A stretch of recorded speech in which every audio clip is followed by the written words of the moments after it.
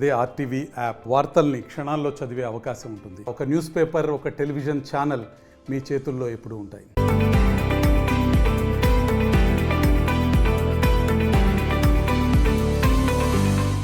తణుకులోని రాజేష్ నాథ్ అఘోరి నివాసానికి లేడీ అఘోరి వచ్చారు. రాజేష్ నాథ్పై పలు ఆరోపణలు కూడా ఆమె చేస్తున్నారు. ఆమెతో మాట్లాడదాం. అమ్మ నమస్తే, ఎందుకు వచ్చారు మీరు తణుకు రాజేష్ నాథ్ నివాసానికి ఎందుకు వచ్చారు? మీకు ఏంటి వైరం ఏంటి మీ ఇద్దరికి? వైరం అని కాదు, ఆడపిల్లల్ని చాలామంది శీలాలు దోచుకొని చాలా అక్రమాలు, చాలా డబ్బులు దోచుకున్నాడు కాబట్టి ప్రశ్నించడానికి వచ్చాను. దొంగలాగా దాక్కున్నాడు, బయటికి కూడా రావట్లేదు. అది ఇక్కడ లేడని వాళ్ళ ఎవరైతే శిష్యులని పేరు చెప్పుకుంటున్నారో వీళ్ళు కూడా పెద్ద దోపిడిగాళ్ళే. ఇలాంటి దోపిడీదారులను హెచ్చరించడానికి ఇంత దూరం వచ్చాను. గతంలో మీరు ఇక్కడికి వచ్చారు, మీకు వస్త్రం కూడా ధరించేలా చేశారు ఆయన. మీ ఇద్దరికి ఎక్కడ వైరం వచ్చింది? స్త్రీ ఎప్పుడైతే ఆడపిల్లలు నా దగ్గరికి వచ్చి అమ్మ మీరు కొద్దిగా మాకు న్యాయం చేయండి అని చెప్తే కానీ నేను ఈ పోరాటం మొదలుపెట్టలేదు. గుడ్డగట్టిన వాళ్ళు అందరూ గురువులు కాలేరు, అర్థమైందా? అట్లా నాకు 100 మంది కట్టింది, మరి 100 మంది కాదు కదా. ఏంటి అసలు ఈయనపై వచ్చిన ప్రధానమైన ఆరోపణలు ఏంటి? మీ దృష్టికి ఏమొచ్చాయి?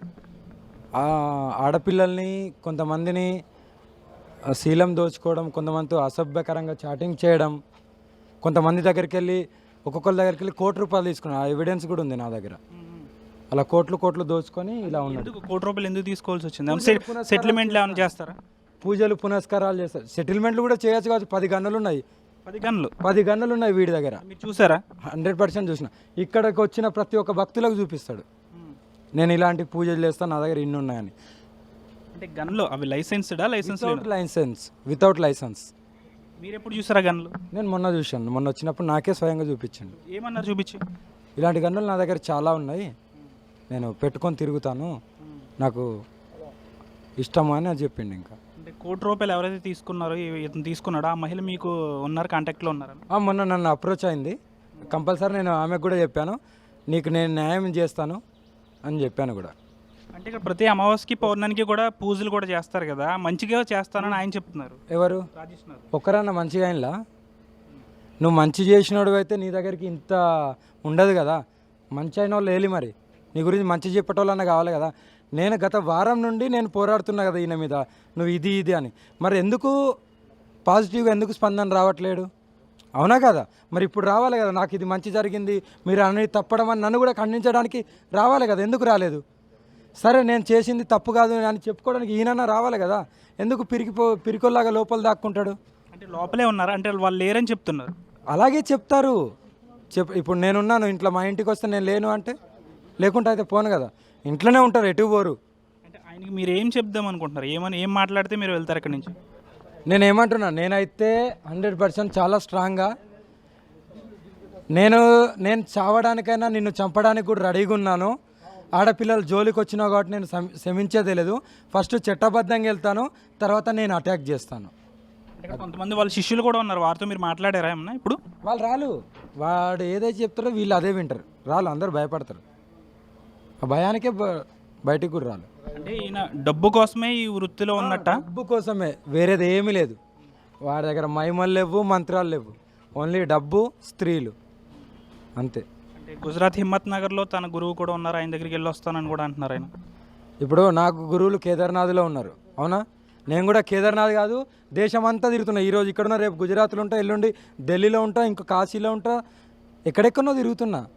నేను కూడా చెప్తాను అక్కడ నా గురువు ఉన్నా, నేను కలిసి వస్తా అని. కాదు కదా, గురువుకు వాల్యూ ఇవ్వాలి.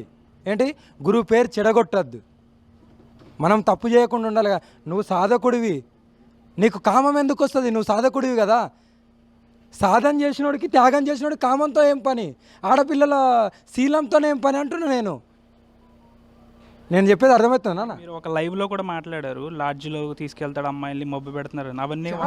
చాట్ ఉంది. ఆడపిల్ల బహిరంగంగా చెప్తుంది కదా, సిగ్గు విడిచి ఆడపిల్ల చెప్తుంది కదా. నేను చెప్తున్నా కాదు కదా, ఆడపిల్లే కదా చెప్తుంది. ఇలా పెట్టిండు, ఇలా రమ్మన్నాడు. గతంలో కూడా ఆడపిల్ల జోలికి వస్తే అంగం కోస్తానన్నారు. ఆ నేపథ్యంలోనే మీరు ఇక్కడికి వచ్చారా? అంతే కదా. ఆడపిల్లలకి ఎక్కడైతే తప్పు జరుగుతుందో నేను కంపల్సరీ పోరాడతాను. నేను ఊరికి వదిలిపెట్టాను. వాళ్ళు ఏదో అనుకుంటున్నారు, ఇప్పుడు పోతుంది కావచ్చు అనుకుంటారేమో, కానీ నేను ఏ రకంగా చేయాలో ఆ రకంగా చేస్తా. అంటే అంటే ఇక్కడ మీ పోలీస్ డిపార్ట్మెంట్ కూడా వచ్చింది, ఇక్కడ డిస్టర్బ్ క్రియేట్ చేయొద్దు, దయచేసి ఇక్కడ నుంచి వెళ్ళాలని వాళ్ళు కోరుతున్నారు కదా. మరి అందుకే వాళ్ళకు కూడా సహకరిస్తున్నాను. ఏదో ఏదో జరుగుతుందంట, ఏదో ఎలక్షన్ ఇష్యూస్, దానివల్ల వాళ్ళకు కూడా మనం మర్యాద ఇవ్వాలి, తప్పదు. లేదన్నారు కదా, చూస్తాను ఇంకో 20 నిమిషాలు అట్లా చూసి నేనేం చేయాలో నేను బాగా గట్టిగా మొదలు పెడతా.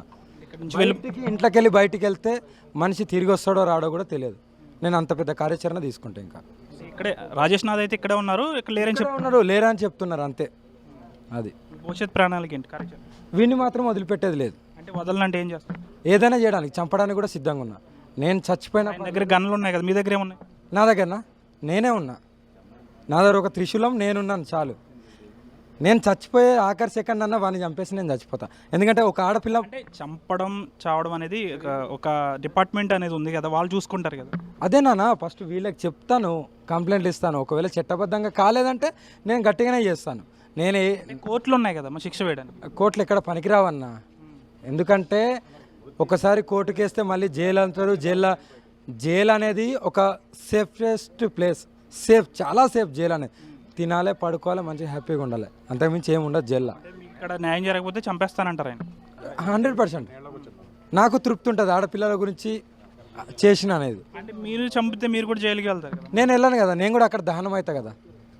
లార్డ్ శివ ఒక ఆడపిల్ల గురించి మంచి పని చేసి వచ్చినాను. లోక కళ్యాణం చేసింది చాలు నాకు.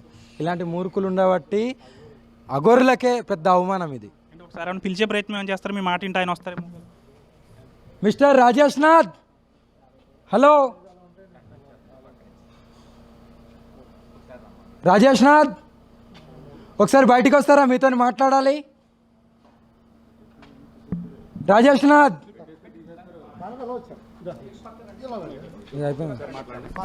ఏదేమైనప్పటికీ కూడా రాజేష్ నాథ్ అనే ఒక వ్యక్తి ఎవరైతే ఉన్నారో అఘోరి తన నివాసం వద్ద అయితే మనం పలు ప్రధాన ఆరోపణలు అయితే ఆమె చేస్తున్నారు. మహిళల శరీరాలతో ఆయన ఆడుకున్నాడు, ఆడపిల్లకి అన్యాయం జరిగితే నేను ముందు నుంచి చెప్తూనే ఉన్నాను వారి అంగంకి వస్తానని. ఈ నేపథ్యంలో చాలామంది మహిళా బాధితులు నన్ను సంప్రదిస్తున్నారు. అయితే ఇక్కడ ఆయన ఉన్నాడు అని నాకు తెలుసు, కానీ ఆయన బయటికి రావడం లేదు. ఆయనకి ఒక హెచ్చరిక లాంటిది నేను జారీ చేయడానికి ఇక్కడికి వచ్చాను. అయినప్పటికీ కూడా ఆయన ఇక్కడ ఉన్నా కూడా లేడు అని ఒక మాట చెప్పి తప్పించుకుంటున్నాడు. కాబట్టి ఆయన నాకు దొరికితే మాత్రం వదలను, చంపేయడానికి కూడా వెనకాడంటూ కూడా ఏదైతే గురునిలయం ఏదైతే ఉందో రాజేష్ నాథ్ అఘోరికి సంబంధించిన నివాసం, అక్కడికి ఈమె వచ్చి ఒక వార్నింగ్ కూడా ఇచ్చింది. అయితే చూడాలి ఏం జరుగుతుంది అనేది. ఒకవేళ ఆయన ఇక్కడ లేరు అంటున్నారు కాబట్టి ఈమె వెళ్తుందా, లేకపోతే ఇక్కడే ఆమె పోరాటం చేస్తుందా, లేకపోతే మరొకసారి వస్తుందా అనేది అయితే ఆమె చెప్పాల్సి ఉంది. ప్రస్తుతానికైతే రాజేష్ నాథ్ నివాసం వద్ద ఆమె అయితే హల్చల్ చేస్తుంది. విడుదల శేఖర్తో మన అటు పశ్చిమ గోదావరి నుంచి. అందరికీ నమస్కారం. ఇప్పుడు నేను ఈ వీడియో తీయడానికి గల కారణం ఏమిటి అంటే, నేను నా పర్సనల్ ప్రాబ్లంతో బాధపడుతుండగా ఎవరికి చెప్పుకోవాలో తెలియని సమయంలో కొంతమంది నాకు చెప్పారు, తణుకులో ఒక గురువు గారు ఉన్నారు, ఆయన నీ ప్రాబ్లం సాల్వ్ చేయొచ్చు అని. ఆ విషయం విన్నప్పుడు నేను ఎంతో ఆనందపడి నా బాధ సాల్వ్ అయిపోద్ది అనుకుని నేను తణుకు వెళ్ళి ఆయన్ని కలవడం జరిగింది. సో వెళ్ళాను, నా పర్సనల్ ప్రాబ్లం చెప్పుకున్నాను. నేను ఎంతో బాధపడుతూ ఏడుస్తూ చెప్పుకున్నాను. నేను ఏడుస్తుంటే ఆయన అన్నారు, అరే నాన్న ఏడవకురా, నీ ప్రాబ్లం సాల్వ్ అయిపోద్ది, నేనున్నా కదా, నేను సాల్వ్ చేస్తా అన్నారు. ఎంతో ఆనందపడ్డాను ఆయన అన్న ఆ మాటకి. నేను ఇంకా నెంబర్ ఇచ్చేసి వచ్చేసాను. నేను వచ్చిన 2 డేస్కి ఆయన దగ్గర నుంచి నాకు మెసేజ్ వచ్చింది, ఏరా తల్లి ఎలా ఉన్నావు, ఏం చేస్తున్నావు, తిన్నావా అని. చాలా సంతోషపడ్డాను ఆయన పెట్టిన మెసేజ్కి. ఎందుకంటే ఒక తండ్రిలాగా నేను భావించాను, నాకు ఒక తండ్రి దొరికారు అనుకున్నాను.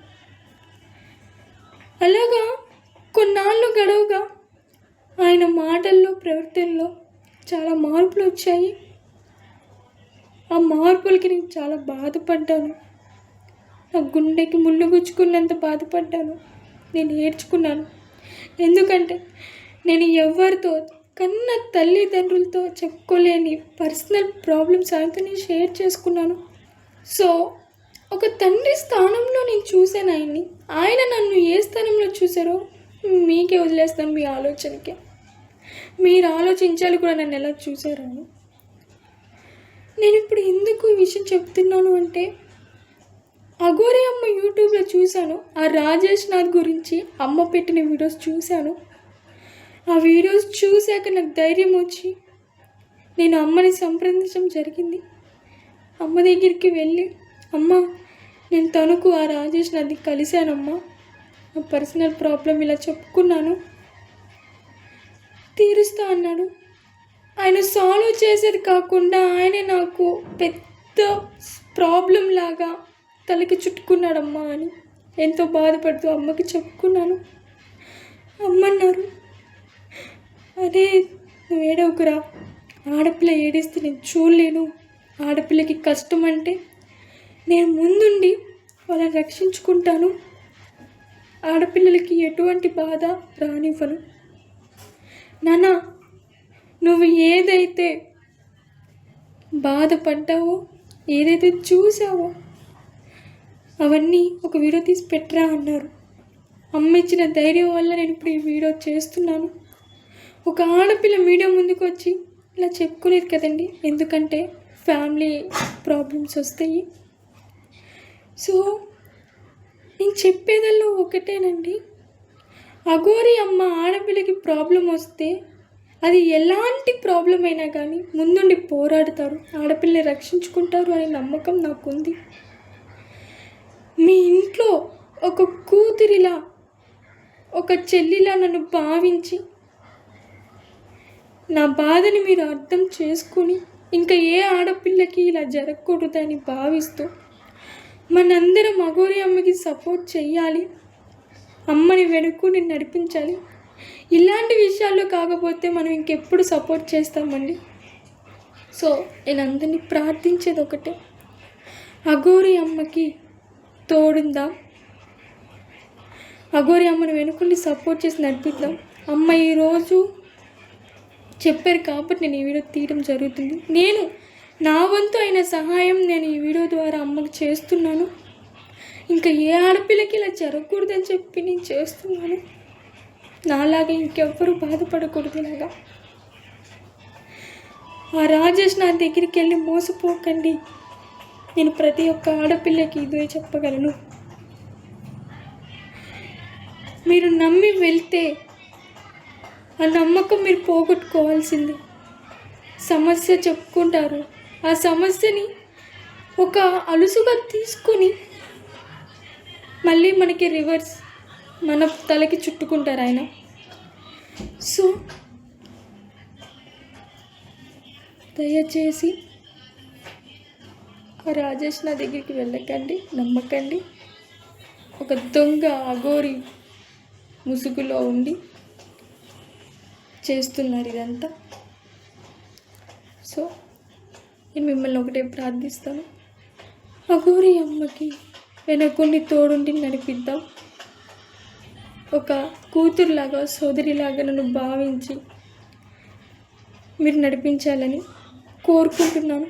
ఇదే నా ప్రార్థన. ఉంటానండి. మరిన్ని వీడియోస్ కోసం ఛానల్ ని సబ్స్క్రైబ్ చేయండి, లేటెస్ట్ అప్డేట్స్ కోసం వాట్సాప్ ఛానల్ ని ఫాలో చేయండి, అండ్ లింక్ డిస్క్రిప్షన్ లో ఉంది.